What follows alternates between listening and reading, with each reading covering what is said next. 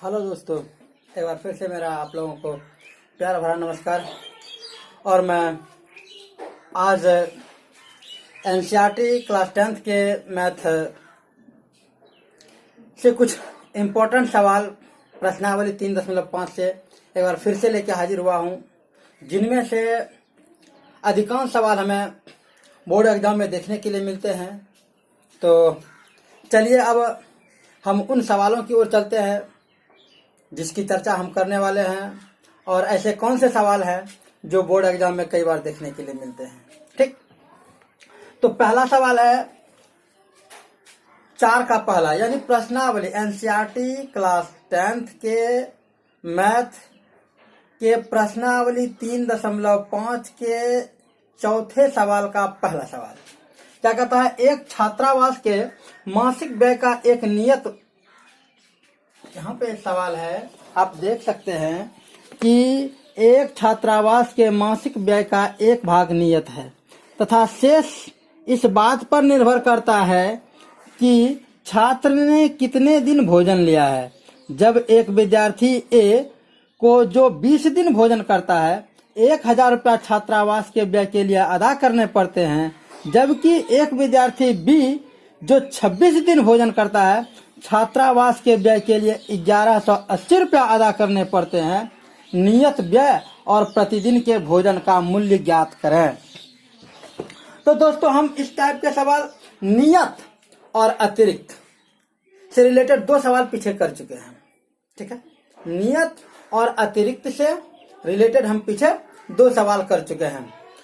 मुझे विश्वास है कि आप इस सवाल को अच्छी तरह से कर लेंगे। ठीक, यदि नहीं कर पा रहे हैं, जिन छात्रों से नहीं होता है, उनके लिए मैं इसे हल करके दिखा देता हूँ। ठीक है, तो पेन पेपर निकाल लीजिए, अपना कॉपी कलम निकाल लीजिए और साथ ही एनसीईआरटी का बुक निकाल लीजिए और आ जाइए प्रश्नावली 3.5। तो हम पिछले इस टाइप के सवाल जो पीछे पढ़े हैं उनमें से देखा होगा आप लोगों ने कि हमने क्या माना था। हमने माना था एक भाग नियत और एक अतिरिक्त भाग, यानी माने थे। तो इसमें भी हमें वही मानना होगा। तो मान लेते हैं चौथा का पहला सवाल, माना कि नियत भाग बराबर x रुपया तथा अतिरिक्त भाग बराबर y रुपया। ठीक है, ये है। ठीक, अब पहला कंडीशन है कि विद्यार्थी ए के बारे में बात कर रहा है। ठीक है, तो प्रश्न के प्रथम भाग में या पहले प्रश्न से, यानी आप लिख सकते हैं प्रश्न से, पहला कंडीशन क्या कहता है कि नियत भाग जो है वो तो हर हाल में आपको देना ही है, और इसके बाद कहता है 20 दिन अतिरिक्त है, 20 दिन का। तो नियत भाग, ऐसे सवाल के लिए हम क्या करते थे, नियत भाग जो अतिरिक्त भाग को जितने दिन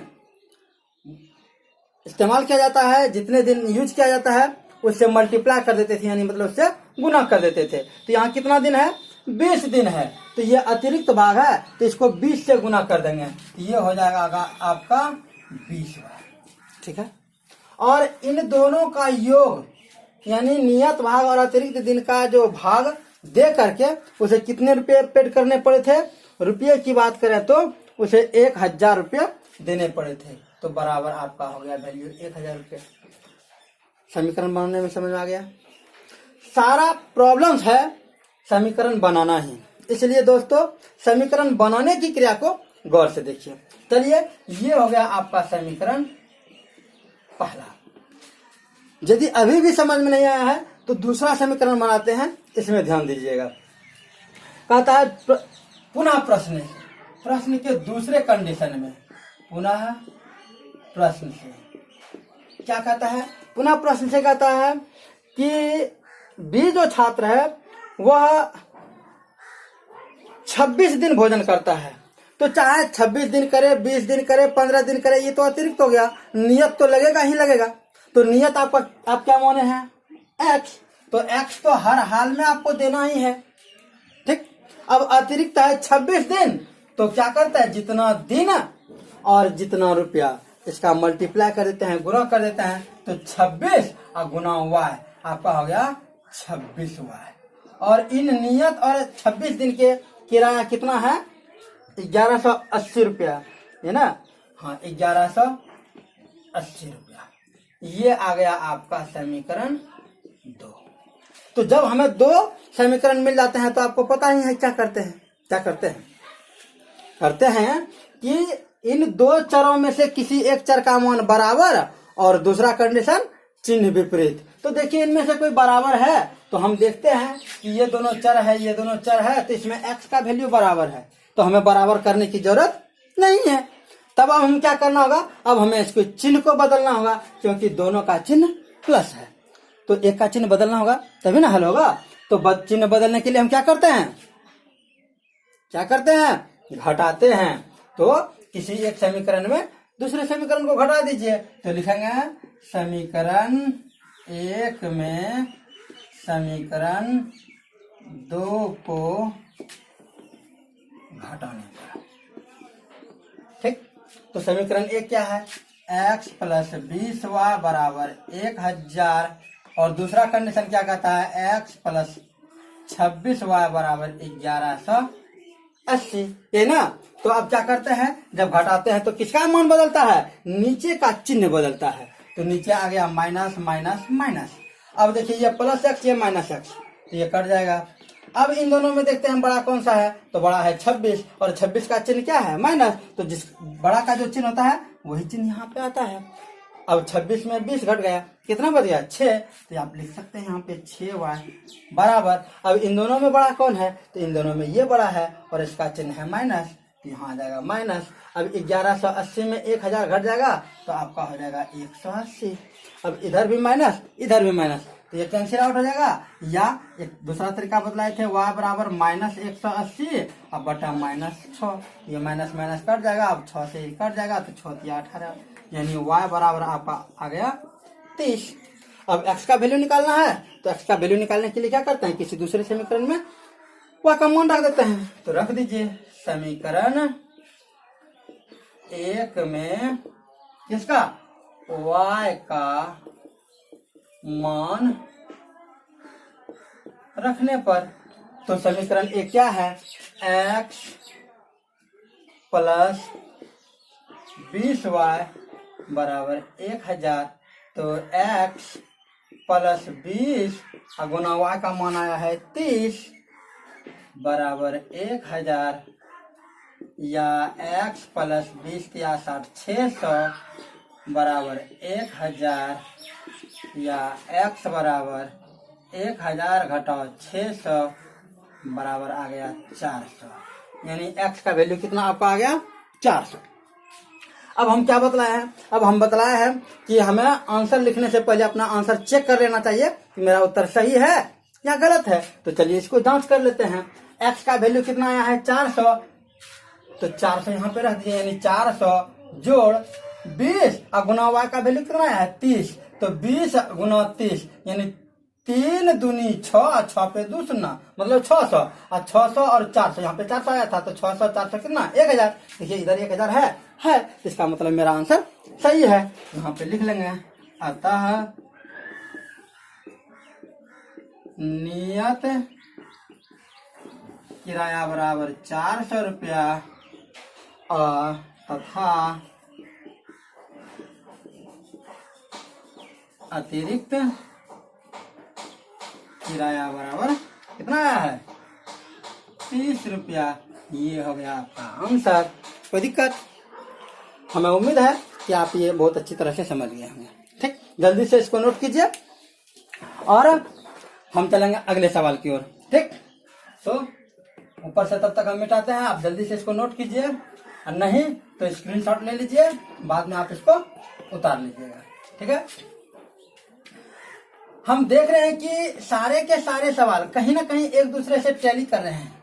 ठीक, हर सवाल में हम विलोपन विधि का इस्तेमाल कर रहे हैं, तो हमें विलोपन विधि, प्रतिस्थापन विधि, ये सब बहुत अच्छी तरह से जरूर जानना चाहिए। और इसके लिए हमें क्या करना होगा, एक ही सवाल को एक बार, दो बार, तीन बार जरूर बनाना चाहिए, ताकि हमें हर सवाल के बारे में कहाँ पे क्या हुआ है इसको अच्छी तरह से जान लेंगे।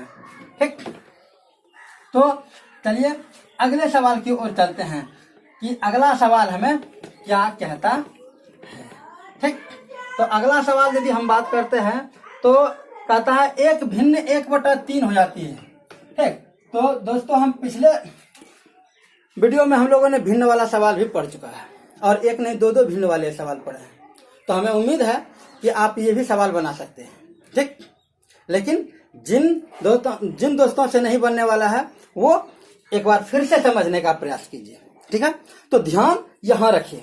आप अच्छी तरह से ध्यान नहीं रख पाए हैं, इसीलिए अब तक नहीं समझ पाए हैं। यदि एक बार अच्छी तरह से ध्यान दे के आप समझ लीजिएगा सवाल को, तो मुझे उम्मीद है कि एक बार में आपके दिमाग में ये सवाल घुस जाएगा।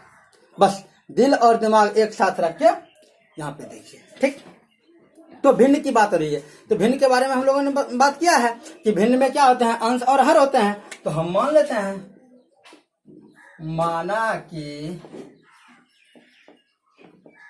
अंश बराबर x तथा हर बराबर y, इसलिए भिन्न बराबर क्या हो जाएगा, x/y।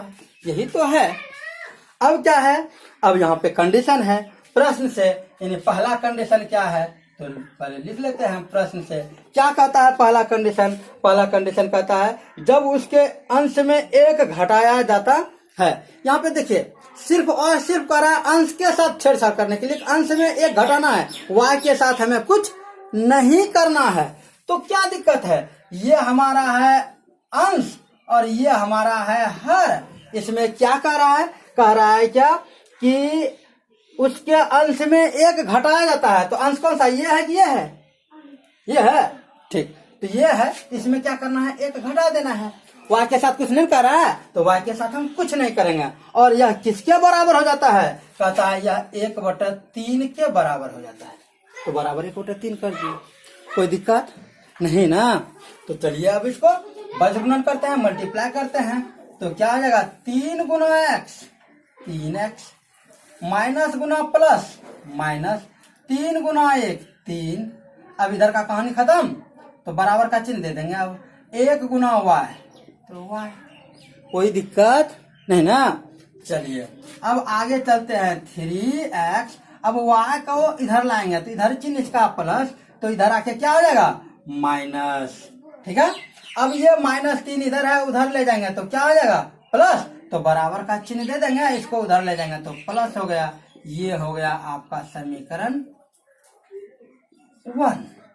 कोई दिक्कत नहीं ना, समझ में आ गया। चलिए अब दूसरा समीकरण बनाते हैं। पुनः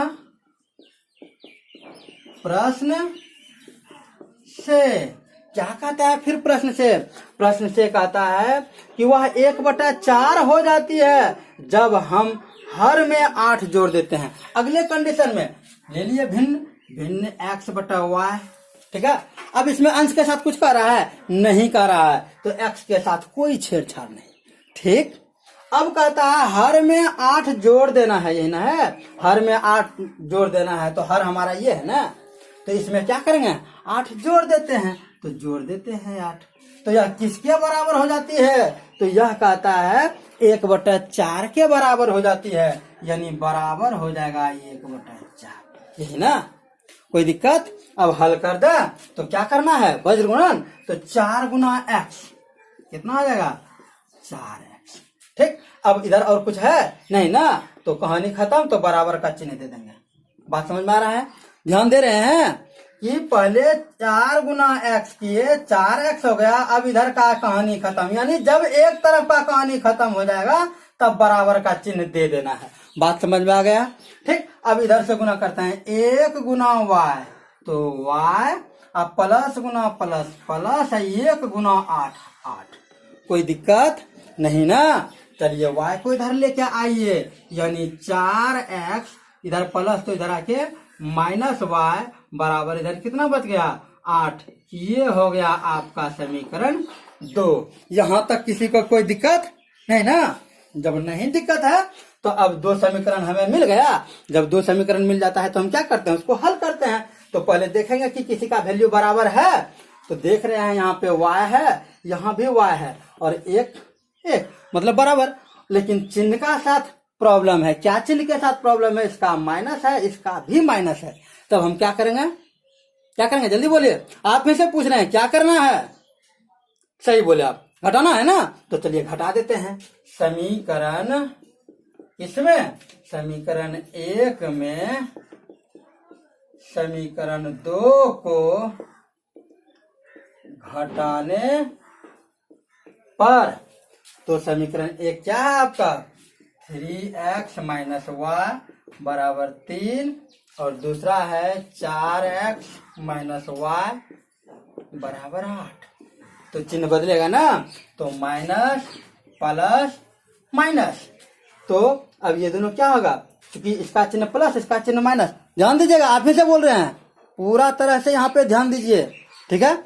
जिस दिन आप पूरा तरह से ध्यान दीजिएगा उस दिन आप इसको हल करने के लिए बहुत अच्छी तरह से समझ जाइएगा। इसलिए आप ही को बोल रहे हैं, आप पूरी तरह से यहाँ पे ध्यान दीजिए।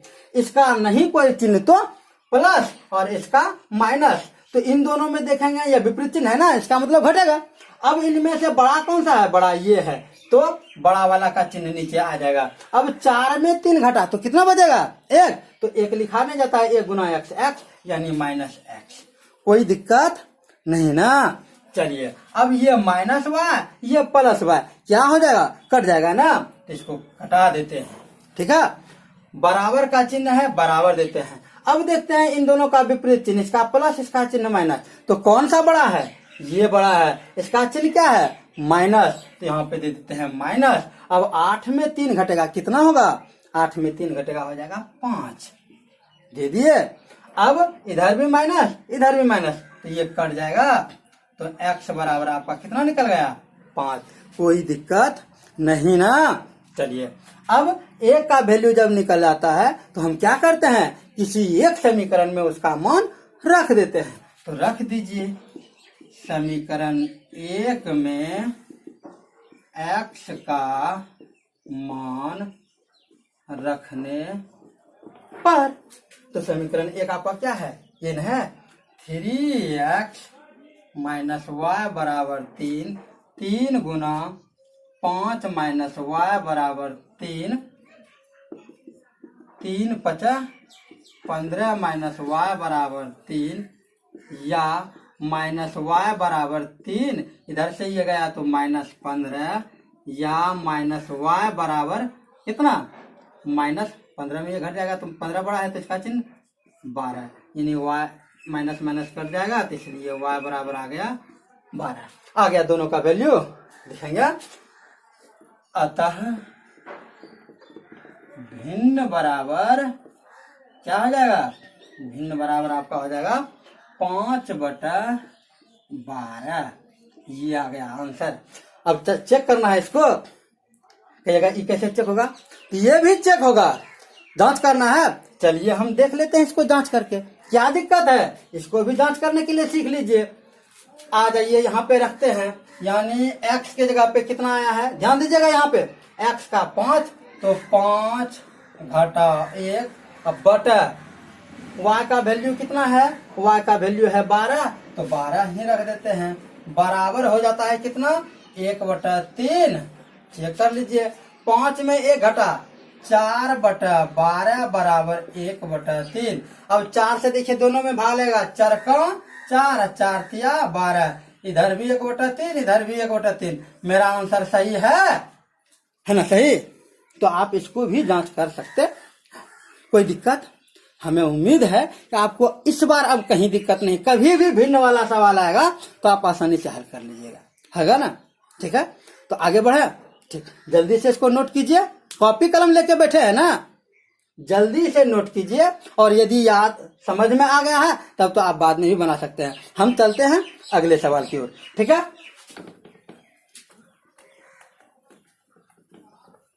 दोस्तों समझने में यदि थोड़ा भी ध्यान इधर उधर भटकाइएगा तो फिर प्रॉब्लम होगा, नहीं तब तो इतना आसान सवाल है टेंथ में खास करके एक भी सवाल ऐसा नहीं है जो आपको उलझा सकता है। हम जानते हैं आपकी मेरिट के बारे में जानते हैं, आप लोग बहुत ही अच्छे जानकार हैं, बस ध्यान नहीं देते हैं।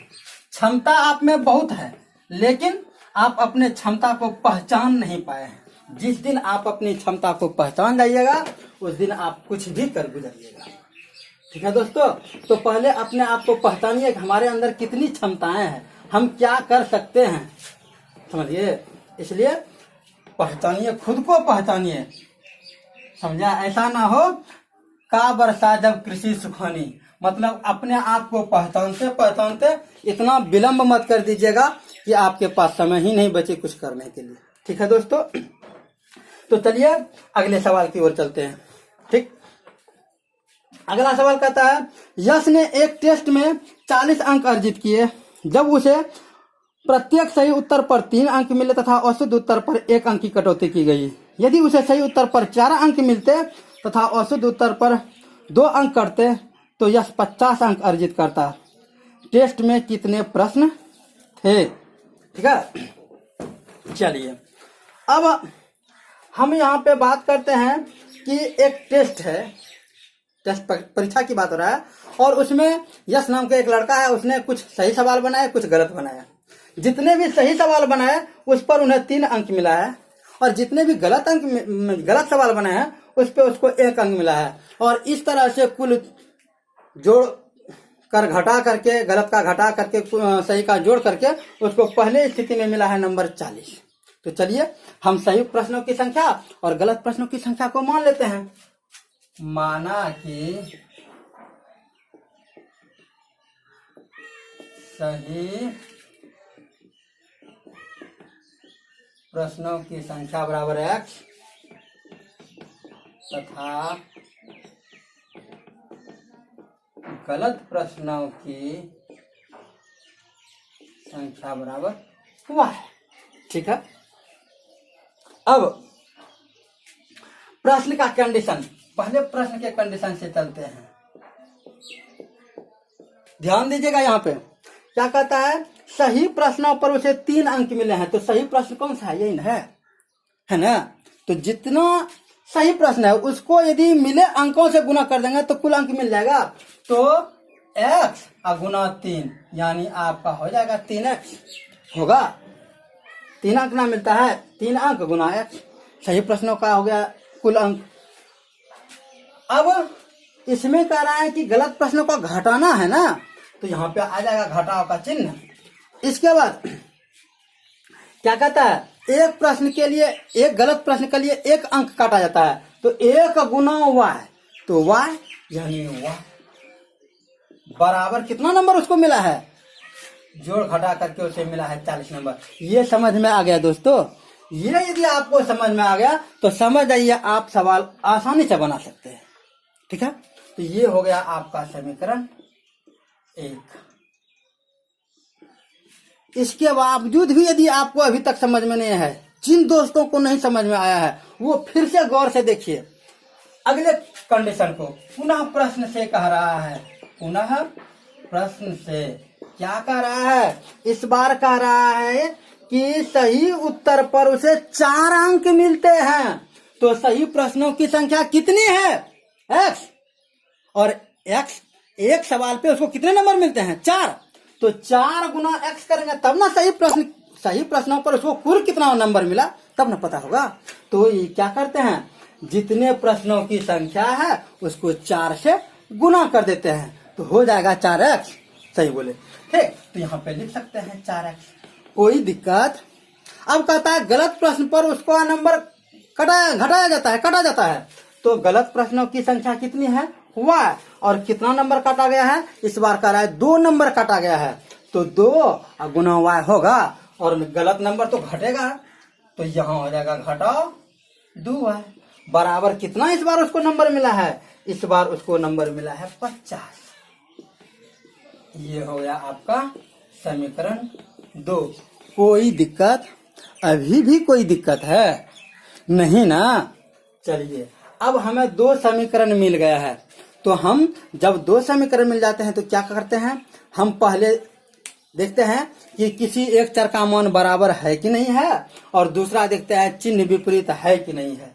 तो यहाँ पे देख रहे हैं ये दोनों बराबर भी, ये दोनों भी बराबर नहीं है और ये दोनों भी बराबर नहीं है। तो आपको किसी एक को बराबर करना होगा ना, तो किसको बराबर कीजिएगा। तो देखिए ये यदि इसमें गुना करते हैं, x को बराबर करते हैं, तो इस समीकरण को 4 से गुना करना होगा और इस समीकरण को 3 से गुना, यानी x के गुणांक से गुना करना होगा। लेकिन यदि y को बराबर करते हैं तो यहाँ पे 1 है, ये 2 है, यानी इसको यदि 2 से गुना कर दें तो ये भी 2 हो जाएगा। देखिए ये 2 है तो ये भी 2 हो जाएगा। यानी समीकरण 1 को क्या करना होगा, कितना से, 2 से गुना करना होगा। तो हम लिख सकते हैं समीकरण, किसको, समीकरण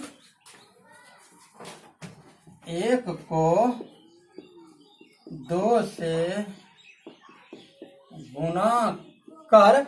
अब देखिए यहाँ पे ये गुना करेंगे तो ये बराबर हो जाएगा, लेकिन चिन्ह तो एक जैसा होगा। यदि चिन्ह एक जैसा होगा तो पहले करिए देते हैं, गुना करने पर, तो गुना कर देते हैं। तो समीकरण 1 को 2 से गुना, है ना, समीकरण 1 है तो इसमें गुना कीजिए, कितना से, 2 से, 2 तिया 6x माइनस, तो माइनस 2 गुना y, 2y बराबर 40 और दूना 80 होगा। ये हो गया आपका समीकरण 3। अब ये समीकरण 2 है, इसको लिख लीजिए, 4x माइनस 2y बराबर 50। ये हो गया समीकरण 2। अब तो ये दोनों मान बराबर है, अब चिन्ह बदलना है तो यहाँ लिख दीजिए न घटाने पर, काहे उतना माथा पेची कीजिएगा, हो जाएगा घटाने पर। अब चिन्ह बदल जाएगा तो यहाँ पे आ जाएगा माइनस, यहाँ प्लस, यहाँ माइनस होगा ना। तो चलिए 6 में से 4 घटेगा तो इन दोनों में बड़ा कौन है, 6, तो 6 का चिन्ह आ जाएगा प्लस, और 6 में 4 घटा तो 2x, ये दोनों कट जाएगा, ये माइनस 2y, ये प्लस 2y कट गया। बराबर का चिन्ह है, बराबर दे दीजिए। 50 कम है, 80 ज्यादा है, 50 का चिन्ह माइनस, इसका चिन्ह प्लस, तो विपरीत चिन्ह पे घटता है तो इसका चिन्ह हो जाएगा प्लस, तो प्लस रह गया। अब 0 में 0 घटा तो 0, 8 में 5 घटा तो 30, x बराबर क्या हो जाएगा 30 बटा, ये दो इधर गुना कराए तो इधर क्या भाग, यानी ये कट के आ गया 15। x का वैल्यू कितना आ गया 15, कोई दिक्कत नहीं ना। अब इसका मान रखेंगे किसमें, किसी एक समीकरण में रख देते हैं, तो रख दीजिए समीकरण 1 में x का मान रखने पर, है ना, तो 3x माइनस वाई बराबर 40, 3 गुना x का वैल्यू आया है 15 माइनस वाई बराबर 40, 45 माइनस वाई बराबर 40, या माइनस वाई बराबर 40, ये उधर जाएगा तो माइनस 45, माइनस वाई बराबर -5, चूंकि ये बड़ा है तो इसका चिन्ह आ गया, माइनस माइनस कर जाएगा, वाई बराबर आ गया 5। ठीक है, अब आंसर तो मेरा आ रहा है, ठीक है, अब चेक कर लेना है ना कि मेरा आंसर सही आ रहा है कि नहीं आ रहा है। तो ये है सही प्रश्नों की संख्या, ये है गलत प्रश्नों की संख्या। तो सही x न माने हैं, देख लीजिए, तो गुना कीजिए, 15 गुना 3 45 हो जाएगा, माइनस, अब गलत प्रश्नों की संख्या क्या माने हैं, y क्या होगा 5 माइनस 5 बराबर 40, यहाँ 45 में 5 घटेगा 40 होगा। देखिए इधर भी 40 है, इसका मतलब मेरा सवाल सही है, सही है। ठीक है, कोई दिक्कत, अतः यहाँ पे लिखेंगे सही प्रश्नों की संख्या बराबर 15 तथा गलत प्रश्नों की संख्या बराबर 5 मंगाए ना। तो कुल प्रश्नों की संख्या तो लिखेंगे, इसलिए कुल प्रश्नों की संख्या बराबर 15 5 20, ये हो गया आपका आंसर। कोई दिक्कत, हमें उम्मीद है कि आपको इस सवाल में कहीं कोई प्रॉब्लम्स नहीं हुआ होगा। ठीक है दोस्तों, चलें अगले सवाल की ओर। ठीक,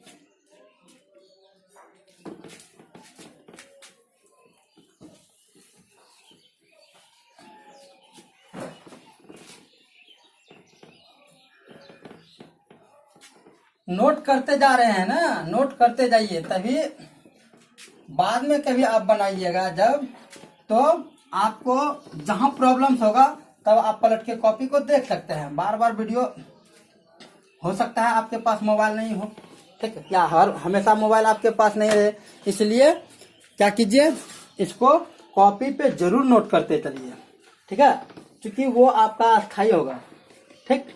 और जब आप अपने से कीजिएगा ना, तो आपको महसूस भी होगा कि हमें समस्या कहाँ आ रही है, हमें दिक्कत कहाँ हो रहा है। और यदि सिर्फ देखते रहिएगा ना, तो आपको लगा हाँ ये तो समझ गए, ठीक। तो थ्योरी और प्रैक्टिकल दोनों में अंतर है। जब आप प्रैक्टिकल करने लगिएगा ना, तब कहाँ आप फंस सकते हैं ये आपको पता चल जाएगा, ठीक है। देखने के बाद आपको कभी नहीं महसूस होगा कि हम कहीं फंसेंगे। अब चलिए, ये भी बहुत ही इंपॉर्टेंट सवाल, ये सारे के सारे बोर्ड एग्जाम में पूछे जा चुके हैं। यकीन नहीं है तो आप पलट के देखिए, क्वेश्चन बैंक वगैरह आपको ये सारे सवाल मिलेंगे, ठीक है। अगला सवाल, सवाल नंबर है 4। ये भी बहुत बार एग्जाम में पूछा है। कहता है एक राजमार्ग पर 2 स्थान ए और बी, एक राजमार्ग पर 2 स्थान ए और बी है, जिनके बीच की दूरी 100 किलोमीटर पर है। एक कार ए से तथा दूसरी कार बी से एक ही समय में चलना प्रारंभ करती है। कहता है ये कारें भिन्न भिन्न चालों से एक ही दिशा में चलती है, वे 5 घंटे पश्चात मिलती है, दोनों कारों की चाल ज्ञात कीजिए, ठीक है। बहुत ही इंपॉर्टेंट सवाल है, यहाँ पहले ध्यान से समझिए सवाल को। कहता है एक राजपथ है, मान लेते हैं ये एक राजपथ है, ठीक है, राजपथ कहते हैं NH को, नेशनल हाईवे, ठीक है। तो ये मान लेते हैं ए पॉइंट है और ये मान लेते हैं बी पॉइंट है, ठीक है। अब एक कार यहां से चलता है, इसको नीचे लिख लीजिए, ठीक है। एक कार यहां से चलना शुरू कर देता है और एक कार यहां से चलना शुरू करता है, बात समझ में आ गया। एक कार यहां से चलना शुरू करता है और इन दोनों के बीच की दूरी है 100 किलोमीटर। ध्यान दीजिएगा दोस्तों, यहाँ ध्यान दीजिएगा, सवाल को समझिएगा, तभी बनाने में मजा भी आएगा। और तब जब बनेगा ना, तो गणित बनाने में मजा भी आएगा, समझिए। किसी भी चीज में दिल लगाने का कोशिश कीजिए, और गणित में यदि आपका दिल लग जाएगा ना, तो गणित छोड़ने का मन नहीं करेगा, ठीक। तो एक गाड़ी यहां से चलती है, एक गाड़ी यहां से चलती है, ठीक है। इसकी चाल मान लेते हैं x किलोमीटर प्रति घंटा और इसकी चाल मान लेते हैं y किलोमीटर प्रति घंटा।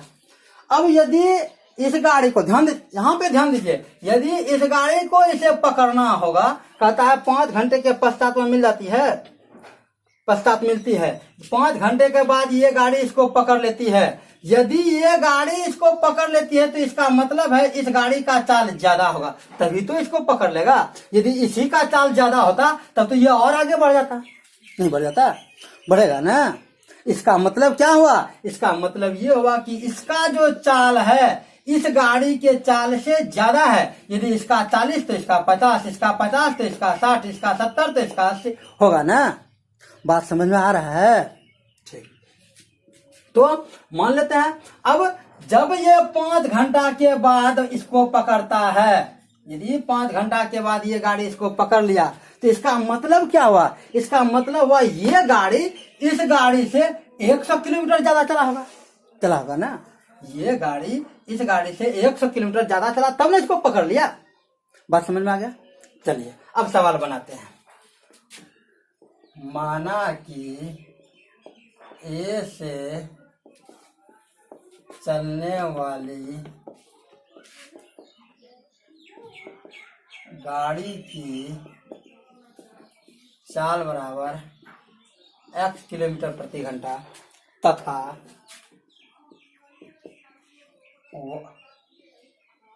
तथा B से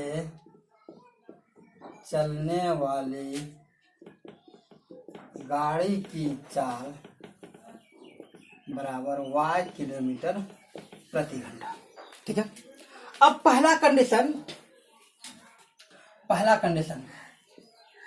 यहां से देखिए, सवाल तो कर रहा है कि ये दोनों एक ही दिशा में चल रहा है, ये भी इधर चल रहा है और ये भी इधर चल रहा है। यदि इसको इधर से चला दें, इसको इधर से चला दें, तो दोनों मिला के कितना दूरी तय करेगा, दोनों मिला के कितना दूरी तय करेगा, तो दोनों मिला के यही 100 किलोमीटर दूरी तय करेगा। ध्यान से समझिएगा दोस्तों, एक गाड़ी इधर इसको इधर से चला दें और इसको इधर से यदि चला दिया जाए तो दोनों मिलके इसी यहाँ से यहाँ तक की दूरी तय करेगा और यहाँ से यहाँ तक की दूरी तय करेगा। तो कुल दूरी कितना है?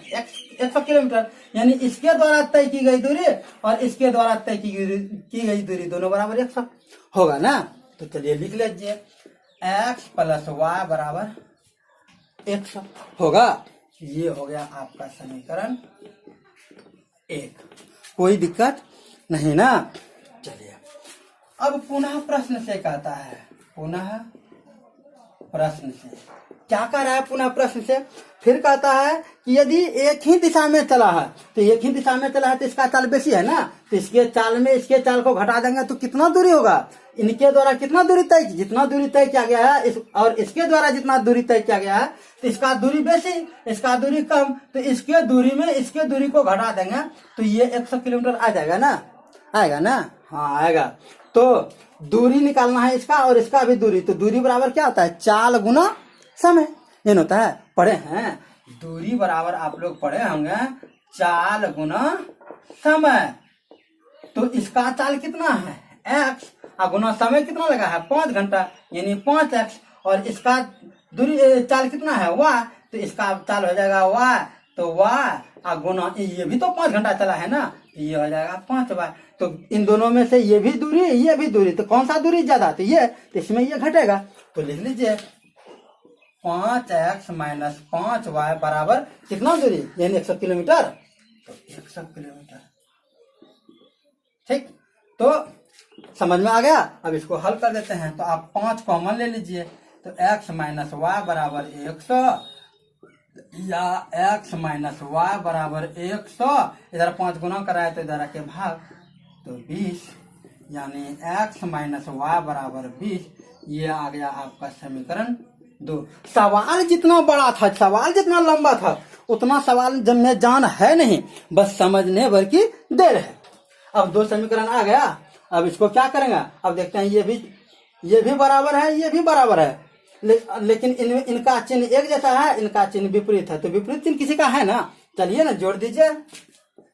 समीकरण 1 एवं समीकरण 2 को जोड़ने पर x + y बराबर 100, x - y बराबर कितना आया है? 20। क्या हो जाएगा? ये दोनों जुड़ जाएगा ना, जोड़ रहे हैं ना, तो x जोड़ x 2x, ये दोनों कट जाएगा, प्लस माइनस है, बराबर 120। तो x बराबर 120/2 यानी 60, यानी x बराबर आपका आ गया 60 किलोमीटर प्रति घंटा। कोई दिक्कत नहीं ना। अब x का मान किसी एक समीकरण में रख दीजिए। समीकरण 1 में x का मान रखने पर, समीकरण 1 क्या है? ये x + y बराबर 100, x का मान 60 जोड़ y बराबर 100 या y बराबर 100 - 60, तो y बराबर 40 किलोमीटर प्रति घंटा हो गया। अब चेक करना है, तो x का मान 60, तो 60 जोड़ y का मान 40, तो 60 40 100 हो जाएगा। देख लीजिए पूरा हो रहा है, इसका मतलब मेरा आंसर सही है। लिखेंगे, आता है ए से चलने वाली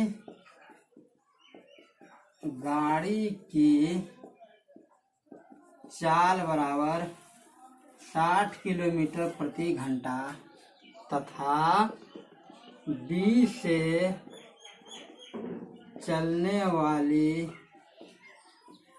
गाड़ी की चाल बराबर 40 किलोमीटर प्रति घंटा। ये हो गया आपका आंसर। कोई दिक्कत? हमें उम्मीद है कि आपको कहीं कोई दिक्कत नहीं हो रहा होगा। ठीक है, चलिए अगले सवाल की ओर चलते हैं। कोई दिक्कत? अब अंतिम सवाल है।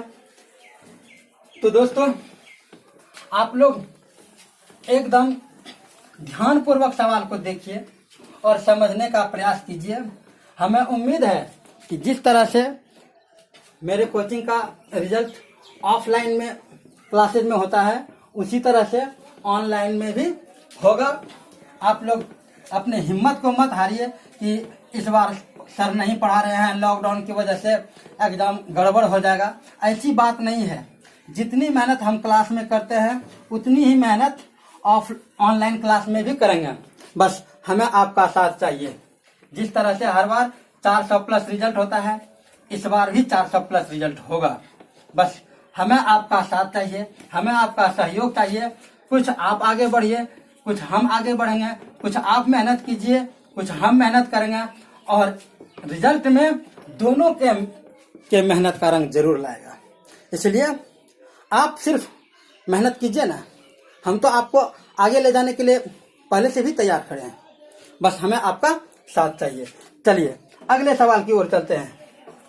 कहता है क्या कि एक आयत का क्षेत्रफल 9 वर्ग इकाई कम हो जाता है यदि उसकी लंबाई 5 इकाई कम कर दी जाती है और चौड़ाई 3 इकाई बढ़ा दी जाती है।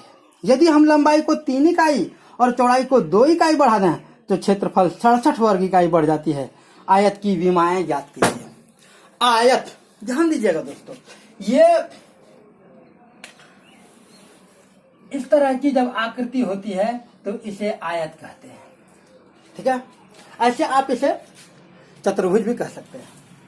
ठीक है, तो ये आयत है। इसे हम समांतर चतुर्भुज भी कह सकते हैं, चतुर्भुज भी कह सकते हैं, समांतर चतुर्भुज भी कह सकते हैं, और आयत भी कह सकते हैं। ठीक है, और इसके आमने सामने की भुजा बराबर होती है तथा प्रत्येक कोण 90 डिग्री का होता है। ठीक, तो इसमें लंबाई की बात कर रहे हैं तो ये यदि लंबाई मान लेते हैं और ये चौड़ाई मान लेते हैं तो आपको पता होगा कि आयत का क्षेत्रफल बराबर क्या होता है, लंबाई गुना चौड़ाई, यानी इसका क्षेत्रफल हो जाएगा XY। कोई दिक्कत नहीं ना, बात समझ में आ रहा है।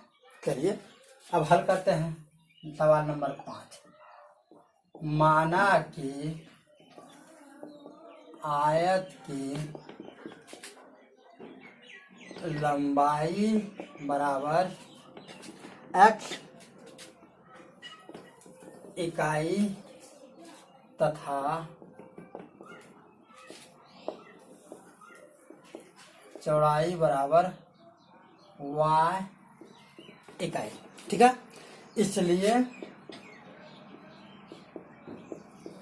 क्षेत्रफल बराबर क्या हो जाएगा, XY।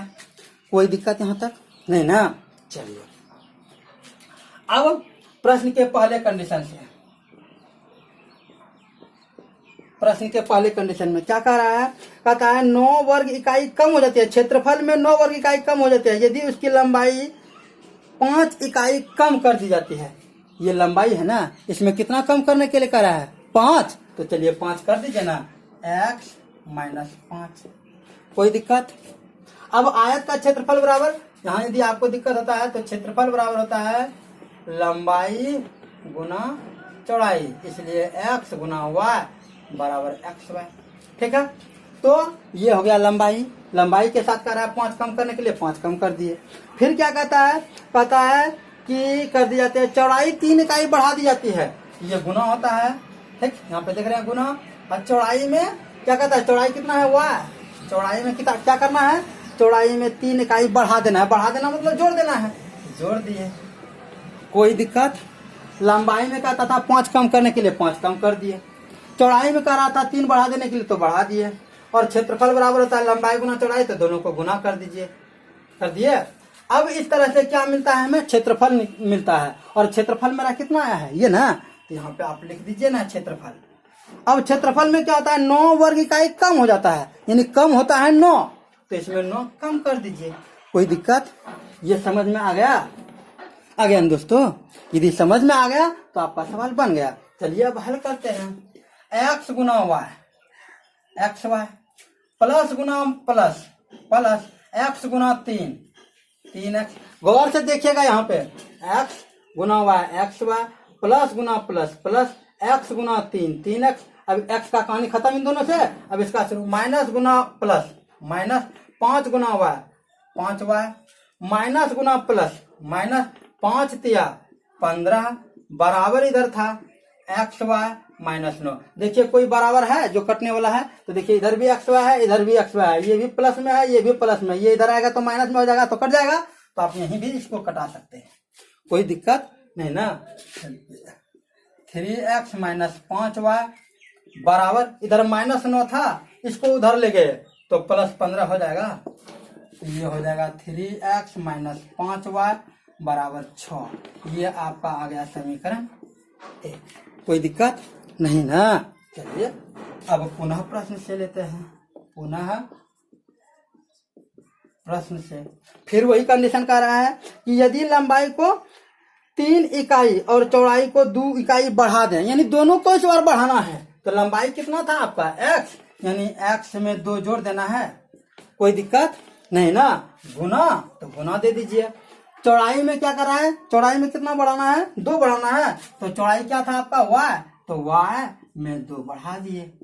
तो क्या होता है क्षेत्रफल, यानी क्षेत्रफल आपका एक्स वाई है, क्षेत्रफल में क्या होता है 67 वर्ग इकाई बढ़ जाता है, तो बढ़ा दीजिए यानी जोड़ दीजिए 67। कोई दिक्कत नहीं ना। चलिए अब हल कीजिए। एक्स गुना वाई एक्स वाई, प्लस गुना प्लस प्लस, एक्स गुना 2 2x, प्लस 2 गुना वाई 2y, प्लस गुना प्लस प्लस 4 बराबर एक्स वाई प्लस 67। ये एक्स वाई कट जाएगा। उसी तरह 2x प्लस 2y बराबर 67, ये प्लस 4 है उधर जाके माइनस 4, ये 2 कॉमन ले लीजिए, तो यहाँ हो जाएगा x प्लस y बराबर 67 में 4 गया, 67 में 4 घटेगा तो 63। ये कॉमन आने वाला नहीं है, क्योंकि नहीं कटेगा तो इसको छोड़ दीजिए, यहीं पर रहने दीजिए। 2x प्लस 2y, ये आ गया आपका समीकरण 2। कोई दिक्कत नहीं ना।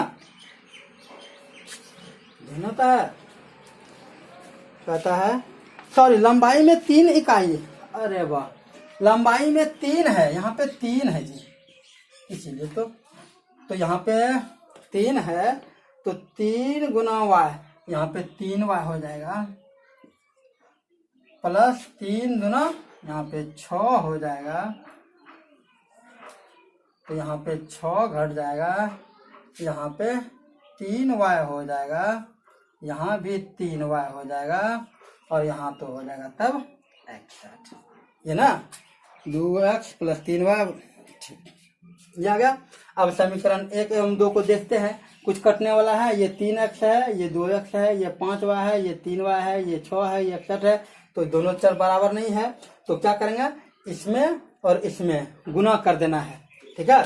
तो क्या करना है, लिखेंगे समीकरण 1। अब देखिए समीकरण 1 किसको बराबर करना है, समीकरण 1 में x को बराबर करना है या y को, तो y को गुना करेंगे तो 5 और 3 से गुना करना होगा, यदि x को बराबर करना होगा तो 2 और 3, तो 2 और 3 छोटा है तो इससे गुना करते हैं। तो समीकरण 1 में 2 से, समीकरण 1 में 2 से, तथा समीकरण 2 में 3 से गुना करने पर ये होगा, ठीक।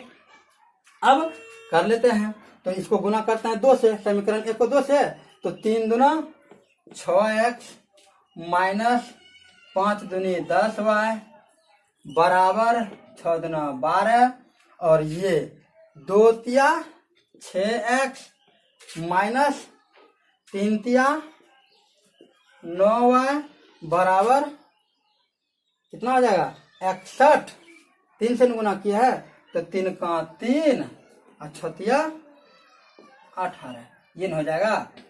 क्या करने पर, घटाने, ये बराबर करना है तो घटाने पर, ठीक। तो माइनस प्लस माइनस ये होगा।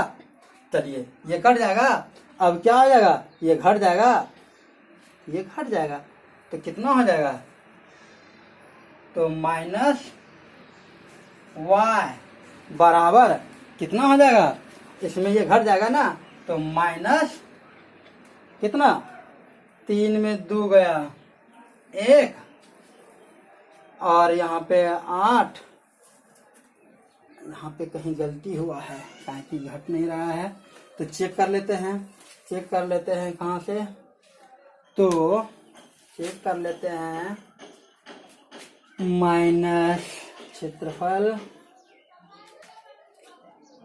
एक्स वाई प्लस, ये तो समीकरण ठीक था ना, 3x माइनस 5y बराबर 6, 2x प्लस 3y बराबर 61। इसको गुना किए हैं 2 से, इसको 2 से, समीकरण 1 को 2 से, तो समीकरण 1 तो 2 से 2 तिया 6 माइनस 5 दूनी 10, अब 6 दूना 12, ठीक।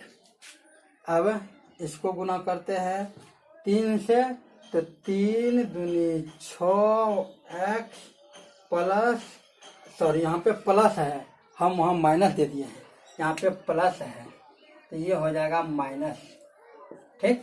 तो यहाँ पे इसीलिए तो माइनस, यहाँ पे अब कितना हो जाएगा 19, 10 9 19। अब यहाँ पे 3 में 2 गया 1, यहाँ पे बच गया कितना, यहाँ पे बच गया 7, और 7 में 1 गया, 3 में 2 गया तो 1, तो यहाँ पे मैंने पहचान लिया, तो यहाँ पे आ गया 7 8, 8 में 1 गया 7, और यहाँ पे 1, ये हो जाएगा, ठीक है 19 नंबर, हाँ ठीक। अब ये यहाँ पे y है, तो यहाँ पे y 19y बराबर इतना हो जाएगा। अब ये माइनस माइनस कर जाएगा, या y बराबर आप लिख सकते हैं माइनस 171 बटा माइनस 9, तो माइनस माइनस कैंसिल, और 9 से सॉरी 19 है, तो 19 नमो 1 से 9, यानी y बराबर हो जाएगा 9। कोई दिक्कत नहीं ना। अब y का मान किसी एक समीकरण में रख दीजिए, समीकरण इन है यहीं पे रख दीजिए, समीकरण 1 में y का मान रखने पर क्या हो जाएगा, 3x माइनस 5y बराबर 6, 3x माइनस 5 गुना 9 बराबर 6, या 3x माइनस 9 50 45 बराबर 6, या 3x बराबर 6 प्लस 45, इधर माइनस है तो इधर जाके प्लस, या 3x बराबर 45 6 51, इसलिए x बराबर 51 बटा 3, 17 51, यानी 17 आ गया, ठीक।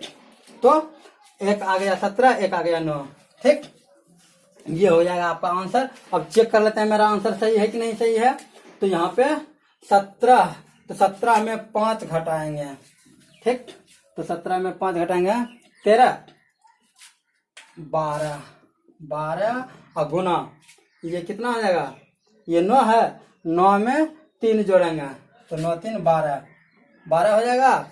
ये हो जाएगा कितना 17 और गुना 9, 17 9 53 से 153 घटाओ 9, तो बराबर 44 से बराबर ये 13 में 9 4, देखिए ये आ गया बराबर। इसका मतलब मेरा सवाल सही है, ठीक है। तो ये हो गया आपका आंसर। हमें उम्मीद है कि आपको ये बहुत अच्छी तरह से समझ में आ गया होगा, ठीक है। या जगह का अभाव है, आप इसको लिख लीजिए, यहाँ पे लिख लेते हैं। अतः आयत की लंबाई बराबर कितना 17 इकाई तथा चौड़ाई बराबर 9 इकाई। ये हो गया आपका आंसर, ठीक। हमें उम्मीद है कि आपको ये मेरा वीडियो बहुत अच्छी तरह से समझ में आया होगा, ठीक। जब तक हम बार बार आपसे रिक्वेस्ट कर रहे हैं, कृपया लाइक जरूर करें।